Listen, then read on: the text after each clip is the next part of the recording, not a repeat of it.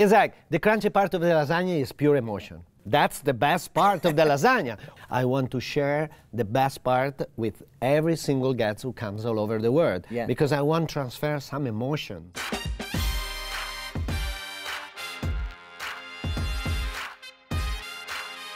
Now, really, your story with the Refectorio begins with Parmigiano Reggiano and an earthquake. How does that happen? It was May 2012, and the earthquake hits Modena very, very hard, and you know, 360,000 wheels of cheese were damaged. They need help, and they asked me to do something, so I came up with a recipe that was like, in which you need a lot of cheese. And we were able, all together, the Consortium, me, Slow Food, and the whole world. Chefs from all over the world. From all over the world, they cooked this recipe, like 40,000 people in one night, and they were ordering kilos and kilos of Parmigiano as present to save the production.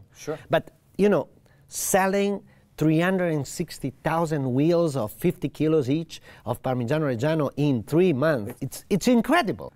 We realized that chefs are much more than the sum of their recipes. The title of your new book, Bread is Gold. You use bread as this quintessential ingredient that can always be turned into something, right? So, when you have bread in front of you, that is one of the, you know, the things that we waste most, and you know, take a little bit, fragrant, smell delicious, and you know, you can eat it like that. That's all you need? That's all you need. But if it's 1 day old, you can slice it thinner, and you can create a crunchy galletta to put on the top of the old ice cream. Yeah. So why we have to waste all this bread? The whole inspiration of this project that was at the Universal Exposition in Milan, in which the theme was Feed the Planet. So Feed the Planet for me is like, first of all, fight waste, because the numbers are numbers. 860 million people, they don't have anything to eat. 1.3 billion tons of food are wasted every year. It's mind-blowing. Yeah, it's 33% of the world production. It's crazy. Wow. So we were like collecting from all the supermarkets around the area all the things that they weren't interested in selling them. Right.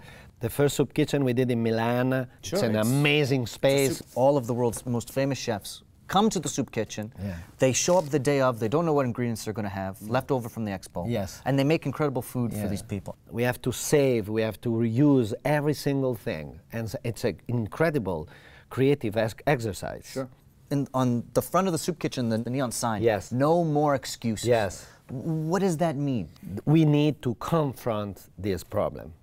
Bring light to the darkness and you know, in the periphery where really the people needs, you know, a project like this. The book is about show the world what you can do with some breadcrumbs, overripe tomato, bruised zucchini, or bruised plums. Thank you so much for coming. You're welcome. It was a true honor. Before you go, I know you love the Canadian food scene, and we wanted to get you. Me.